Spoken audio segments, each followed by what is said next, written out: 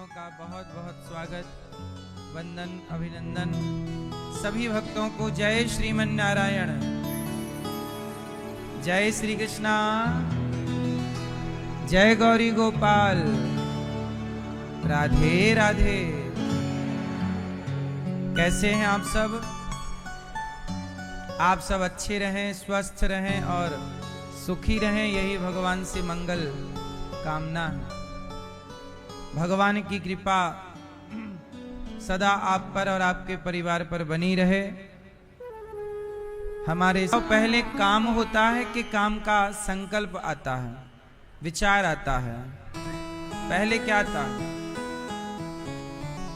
सबसे पहले विचार आते हैं। बहुत सारे थॉट चलते रहते हैं, विचार चलते रहते हैं। जब कभी विचार आए कि हमें वृंदावन जाना है, हमें भागवत सुनना है, हमें थोड़ा किसी की हेल्प करनी है, मदद करनी है, गौरी गोपाल की सेवाओं से जुड़ना है, देखो ये भी एक विचार है।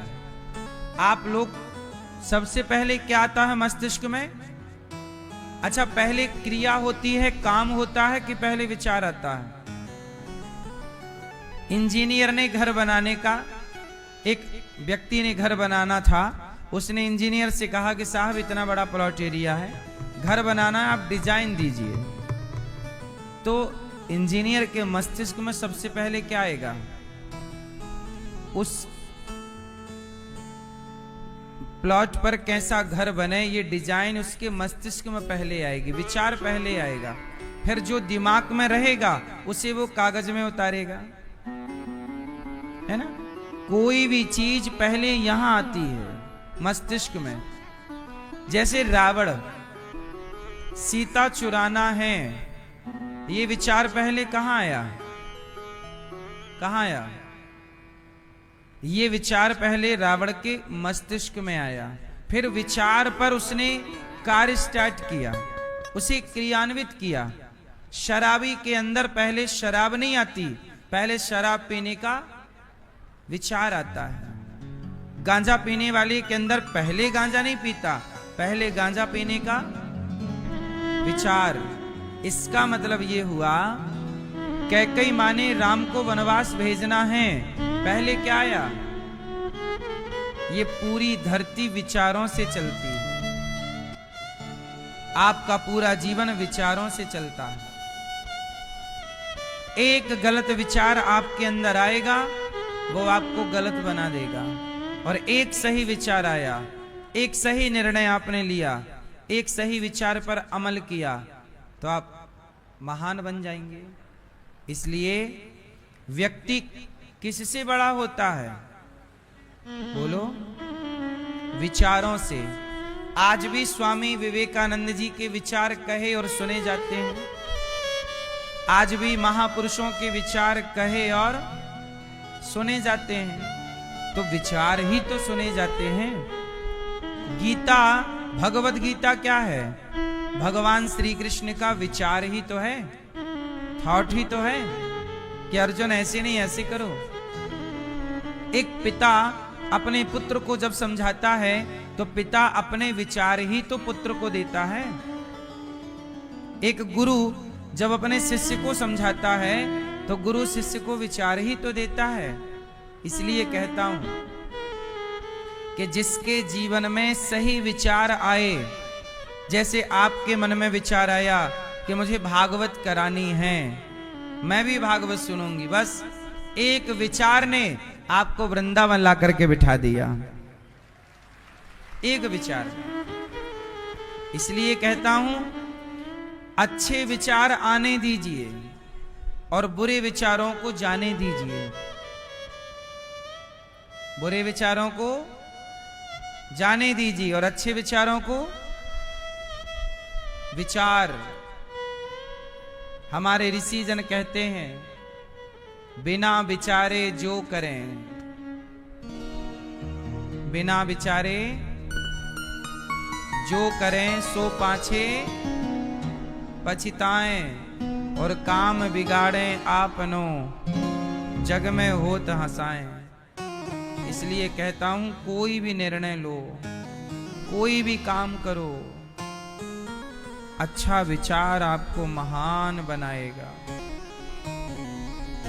इसलिए अच्छे विचार कब आएंगे? जब अच्छी संगत करोगे। बुरी संगत करोगे। अब जैसे दुर्योधन के अंदर विचार आया कि मैं द्रौपदी को यहां बुलवाऊं और उसके वस्त्र हरण करवाऊं। ये विचार क्यों आया? द्रौपदी का वस्त्र हरण करना है, पहले दुर्योधन के अंदर ये विचार आया। फिर विचार आया तो उसने क्या किया? क्रियान्वित किया। उसने अपने भाई से कहा, दुशासन जाओ द्रौपदी को पकड़कर यहां लाओ। वो गया और पकड़ के ले आया। अब बताओ क्या करना है? बोले इसके कपड़े उतारो। मस्तिष्क में विचार आता है, उसे आपने चरितार्थ कर लिया, सही कर लिया, और उस विचार के कारण दुर्योधन का एक निर्णय, उसने द्रौपदी को बुलाया, कपड़े उतरवाया। बस इतनी सी गलती से दुर्योधन का सर्वनाश हुआ। बोलो हाँ। इसलिए आपसे मेरी प्रार्थना है, जो काम किया करो 10 बार सोचो, 10 बार आगे पीछे ऊपर नीचे दाएं बाएं देखो कि हम जो करने जा रहे हैं इससे फायदा कितना है। आप 4 लोगों से सलाह ले सकते हैं, बुद्धिजीवियों से। इसलिए हमारे यहां गुरु होते हैं जो आपको मार्ग दिखाते हैं। अर्जुन ने निर्णय नहीं ले पाए, मैं युद्ध करूं कि ना करूं, मैं युद्ध करूं कि मैं लड़ूं, या द्वंद्व हो गया ना विचारों में, मैं लड़ूं या ना लड़ूं, युद्ध करूं या ना करूं। तो फिर फाइनल विचार किसने दिया? बोलो मैया, मैं युद्ध करूं कि ना। ये अर्जुन का है ना विचार, सामने पितामह है, फला है। लेकिन जब अर्जुन फंस गए, क्या करूं, तब क्या हुआ? भगवान कृष्ण ने क्या सुनाई? जोर से क्या सुनाई? भगवत गीता। ओ भैया, ओ पंचायती, हो गई बातचीत? अब सुन लो, अब ध्यान से सुनो। जब आपको समझ ना आए कि मैं क्या करूं और क्या ना करूं, तब भगवत गीता का आश्रय लो, तब भागवत का आश्रय लो, तब रामचरितमानस का आश्रय लो। आपको संकटों से निकालने के लिए, आपका निर्णय मजबूत बनाने के लिए ये ग्रंथ पढ़े जाते हैं। जब गीता सुनी तो अर्जुन को कॉन्फिडेंस हो गया कि अब तो मुझे लड़ना है। जो व्यक्ति अपने कर्तव्य से भाग रहा है उसे गीता पढ़नी चाहिए, गीता सुननी चाहिए। कर्तव्य मार्ग पर लगाने वाली कौन है? गीता। और आज के लड़का लड़कियों को स्कूल कॉलेज में गीता पढ़ाई ही नहीं जा रही है। जब पढ़ाई ही नहीं जा रही है तो अपने कर्तव्य का पालन करेंगे कैसे? आज का हर युवा अर्जुन है। कौन सा अर्जुन? भटका हुआ। अर्जुन के 2 रूप हैं। अर्जुन 2 अर्जुन हैं। एक वो अर्जुन जो गीता सुनने के पहले अर्जुन था, मैं नहीं लड़ता, मैं नहीं करता युद्ध, मेरे पितामह खड़े हैं, मैं किसको मार डालूं, मैं नहीं करता, केशव मैं नहीं लड़ूंगा। एक ये अर्जुन है। और दूसरा, अब मैं लड़ूंगा, और लड़ूंगा क्या, लड़े और जीत गए। एक वो अर्जुन है जो भाग रहे हैं मैदान से, और एक वो अर्जुन है जो जीत गए। दोनों अर्जुन अलग अलग हैं कि नहीं? आप कौन से अर्जुन हैं? आज के जितने नौजवान लड़के हैं ये वो अर्जुन है जो गीता सुनने के पहले अर्जुन था, वो अलग अर्जुन है, और जो अर्जुन गीता सुनने के बाद हुआ वो अर्जुन अलग है। आप कौन से अर्जुन हैं? आप गीता सुनने के पहले वाले। इसलिए आज के अर्जुन, आज के लड़का लड़की फांसी लगा लेते हैं, आत्महत्या कर लेते हैं। क्यों? क्योंकि वो उस परिस्थिति से लड़ नहीं पाए। अभी आपने देखा ना, एक जज साहब ने 32 साल की उम्र में जज बन गया लड़का और उसने फांसी लगा ली। अभी का केस है, 1 महीना भी नहीं हुआ। बोलो हाँ, बड़े बड़े अफसर, बड़े बड़े पढ़े लिखे लोग फांसी लगा लेते हैं। क्यों? जरा सा घर में दिक्कत हुई, पत्नी से, पिता से, भाई से, जरा सी लड़ाई झगड़े, जरा सा कुछ हुआ, डिसाइड नहीं कर पाए, अब क्या करूं, अब क्या करूं, अब क्या करूं, चलो मर जाते हैं, आत्महत्या कर लेते हैं। ये हारा हुआ अर्जुन है। मैं नहीं लड़ता, मैं नहीं करता युद्ध। इसलिए कहता हूं, जो गीता नहीं सुनेगा, जो गीता के वचनों पर नहीं चलेगा, वो सब हारे हुए अर्जुन है, भागे हुए अर्जुन है, अपने कर्तव्य से भाग गए। यदि आपको सफल होना है तो बिना गीता के, जब अर्जुन को सफलता नहीं मिली तो बिना गीता के हमें और आपको कैसे सफलता मिलेगी? इसलिए गीता केवल पढ़ने का विषय नहीं है, पढ़ करके चलने का विषय है। पढ़ो और उस मार्ग पर चलो, तब बदलाव होगा, तब परिवर्तन होगा। सही है गलत है? इसलिए स्कूल कॉलेज में बच्चों को गीता पढ़ानी ही चाहिए। सरकार क्यों नहीं पढ़ाती, मुझे आज तक समझ नहीं आया। गीता से किसी को क्या आपत्ति हो सकती है?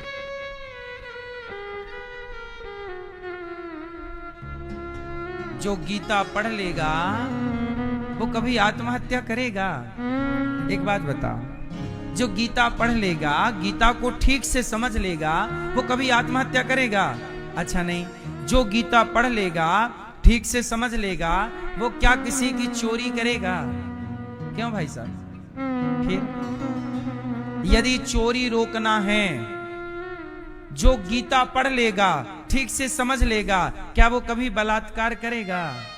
उत्तर दो। एक गीता को ठीक से पढ़ा दिया जाए, एक भगवद गीता को ठीक से समझा दिया जाए, तो उसका जीवन सदा सदा के लिए सुखमय हो जाएगा। गीता समझने वाले, गीता के मार्ग पर चलने वाले पराई नारी को मां देखते हैं, मां की तरह, बहन की तरह, बेटी की तरह। और गीता ना पढ़ने वाले अपने दोस्त की बहन पर भी गंदी नजरें रखते हैं। गीता ना पढ़ने वाले में वो दोस्त की बहन को भी गलत नजर से देखेगा। नहीं पढ़ता ना गीता, नहीं चलता ना गीता पर। वो गीता पर चलने वाला अर्जुन, अर्जुन के बारे में आप जब गीता पढ़ोगे तो समझानोगे। अर्जुन के पास एक बार क्या हुआ, अर्जुन स्वर्ग गए। अर्जुन लोग ये सामान्य तो है नहीं ना। अर्जुन एक बार स्वर्ग गए तो स्वर्ग में एक अप्सरा आई। अप्सरा जानते हैं, बहुत सुंदर होती है। वो अर्जुन के पास आई और बोली, अर्जुन तुम बहुत सुंदर। अर्जुन बहुत सुंदर थे। बोले तुम बहुत सुंदर हो, मैं तुम्हारे साथ कुछ दिन रहना चाहती हूँ, तुम्हारे साथ समय बिताना चाहती हूँ, तुम्हें शारीरिक सुख देना चाहती हूँ, तुम मेरा उपभोग करो। अर्जुन ने हाथ जोड़ लिए। ये लिखी हुई शास्त्रों की कथाएं हैं। हाँ, अर्जुन ने हाथ जोड़ लिए। माता, क्या बोला अर्जुन ने? क्या बोला? पहले शब्द क्या था? माता। और वो क्या बोल रही है? बोले तुम हमारे साथ रहो, मतलब हम अप्सरा हैं, तुम हमारा आनंद लो, सुख लो, शारीरिक सुख लो, भोग विलास का। अर्जुन ने कहा, माता आप हमारी माता हो। सामने वाली स्त्री ऑफर दे रही है कि आओ, और अर्जुन क्या बोल रहे हैं? क्या बोल रहे हैं? माता आप हमारी माता हो। अरे अप्सरा बोली मैं किसी की माता। अप्सराएं किसी की माता नहीं होती, वो तो सबको सुख देना चाहती हैं, उनका नाम ही अप्सरा है। वो सदा जवान रहती हैं, सदा कुंवारी रहती हैं, उनमें एक गुण होता, वो सदा कुंवारी रहेंगी, सदा जवान रहेंगी, ना वो बुढ़ी होंगी, ना उनका कुंवारपन भंग होगा। तुरंत कुंवारी हो जाती हैं, एक पुरुष के बाद वो दूसरे के लिए फिर कुंवारी हो जाती हैं, वो अप्सरा है।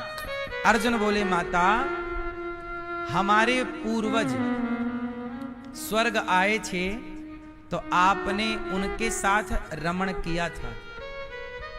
आपने उनके साथ क्या किया था? रमण किया था। तो अब हमारे पूर्वजों ने जब आपके साथ रमण किया तो अब तो हमारे लिए आप माता हो। हम आपको गलत नजर से कैसे देख लें? अप्सरा हो गई नाराज, बोले तुम हमारे प्रस्ताव को स्वीकार नहीं कर रहे हो, हमारे अंदर काम वासना से हम जल रही हैं, तुम हमारी कामना पूर्ण नहीं कर रहे हो अर्जुन, जाओ हम तुम्हें शाप देती हूं कि तुमने हमारी इच्छा पूरी नहीं की, जाओ तुम 1 साल के लिए ब्रहन लला हो जाओ। ब्रहन लला मीन्स नपुंसक। तुम क्या बन जाओ? जाओ तुम न। इसलिए अर्जुन को जब 12 साल का वनवास मिला और 1 वर्ष का अज्ञातवास मिला था अर्जुन को, 5 पांडवों को, उसमें अर्जुन भी सम्मिलित थे, तो अर्जुन को 1 साल के लिए क्या बनना पड़ा था? क्या बनना पड़ा था? ब्रहन लला। ब्रहन लला बन करके अपने को गुप्त रखना पड़ा था, क्योंकि शाप था उस अप्सरा का। हम आपको केवल ये बता रहे हैं कि जो गीता पढ़ लेगा वो पराई स्त्री को गलत नजर से देखेगा ही नहीं। अर्जुन गीता के प्रथम श्रोता हैं और अर्जुन की योग्यता क्या है कि वो स्वर्ग की अप्सरा को, स्वर्ग की अप्सरा, आज के युवाओं की तो स्थिति ये है कि किसी लड़की को देखा नहीं कि उसके मन में, किसी पुरुष को देखा नहीं कि उसके मन में विचार गलत आ जाते हैं। सबके लिए ये बातें नहीं है, कुछ लोगों की। लेकिन अर्जुन तो स्वर्ग की अप्सरा को देखते हैं तो उनके मन में कोई गलत भाव, सांसारिक स्त्रियों को तो छोड़ दीजिए, आजकल 5-5 साल की छोटी छोटी बच्चियां नहीं बच रही हैं। आज का समाज कैसा हो गया भैया? आज अभी आपने सुना एक 60 साल के बुजुर्ग ने एक 4 साल की बच्ची के साथ दुष्कर्म किया। 60 साल के बुजुर्ग ने 4 साल की बच्ची के साथ दुष्कर्म किया। आज के इस कलयुग में 4 साल की बच्ची, 6 साल की लड़की, 10 साल की लड़की नहीं सेफ है। बोलो हाँ, वो नहीं बच रही है। और अर्जुन की विचारधारा कहती है कि स्वर्ग में भी ये स्त्री मां है, धन्य है। ये विचार की कीमत नहीं है आपकी नजर में? बोलो, गीता पढ़ेगा, यदि बच्चे भारत के सही सही गीता पढ़ लें और समझ लें तो बलात्कार की सारी घटनाएं अपने आप समाप्त हो जाएं, क्योंकि नजरिया बदल गया ना सबका। भाई ये बताओ भाई, आप यदि आप हर नारी को अपने से बड़ी को मां समझने लग गए, बिल्कुल रियल मां, ये मेरी माता है, बस माता की समान मैं देखूंगा तो माता की तरह, मेरे बराबर की है तो ये मेरी बहन है, बस इससे ज्यादा कुछ नहीं, वो छोटी है मेरे से तो मेरी बेटी है। यदि आप इस नजरिए से सबको देखने लग जाएं तो बताओ फिर लड़की दिन को जाए या रात को जाए, कोई दिक्कत है उसे? क्योंकि सब उसे या तो मां के रूप में देखेंगे, या तो बहन के, या तो बेटे, फिर वो सेफ है। आज लड़कियां सेफ क्यों नहीं है? क्योंकि विचार सही नहीं है। पूरा खेल यहां से चलता है। बोलो हाँ। इसलिए कहता हूं कि भगवत गीता, एक गीता समझ लो एक बार ठीक से। राम जी कैसे हैं, कृष्ण जी कैसे हैं, अर्जुन कैसे हैं, हनुमान जी कैसे हैं, ये सब कौन लोग हैं? ये सब वही लोग हैं जिन्होंने गीता को, रामायण को केवल सुना नहीं, उस पर चले हैं। जब चलोगे ना तो आप महान बन जाओगे। इसलिए कहता हूं थोड़ा सा समय निकाल कर सत्संग किया करो, बच्चों को गीता पढ़ाया करो, वरना तुम्हारे बच्चे पैसे तो कमा लेंगे लेकिन वो रास्ता भटक जाएंगे, चरित्रहीन हो जाएंगे, चोर और डाकू बन जाएंगे। पहले डाकू मिलते थे जंगलों में, पहले डाकू कहां मिलते थे? जंगल से गुजरो तो डाकू लूट लेता था। आजकल तो सरकारी विभाग में जाओ तो वहां, सबको हम नहीं कह रहे हैं, पर भ्रष्टाचार करने वाले डाकू सरकार की नजर में है या नहीं? बिना 1000 दिए, बिना 5000 दिए आपका काम नहीं होता। ये डाकू है या नहीं? पहले जंगलों में डाकू थे, अब सरकार से सर्टिफिकेट लेकर के और वो डाकू बने बैठे। ये सही है कि गलत है? फिर तुम्हारा बेटा डाकू ना बने। नेता लोग, सबसे बड़ा डाकू कौन? डाकुओं का सरदार कौन? नेता। सब वसूली करके नेता के पास जाएगा। तुमसे जो 100 रुपए लिया उसमें 10 रुपए नेता का ही होगा।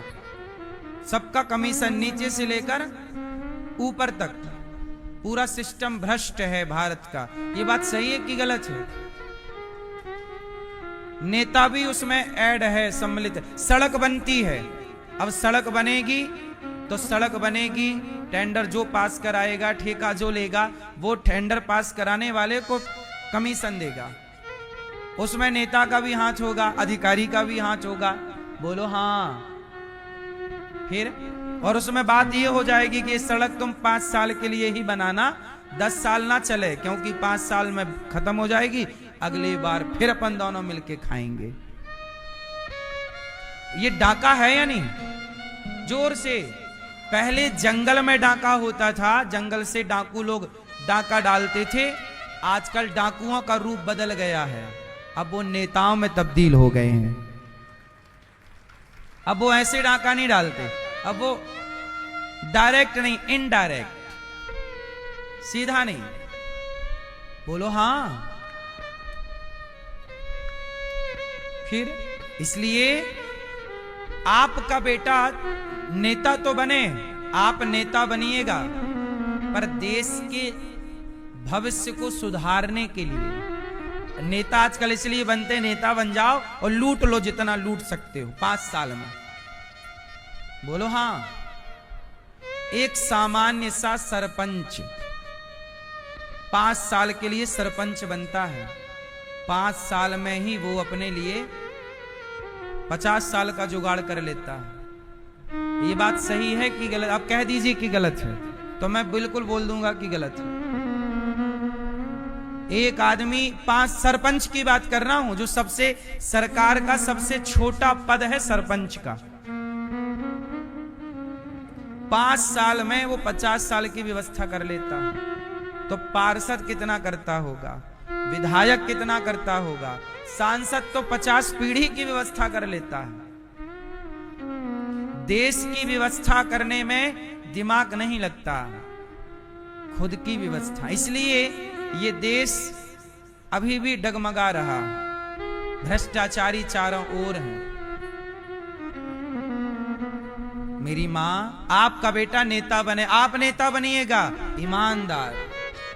ईमानदार भी नेता इस देश में हैं,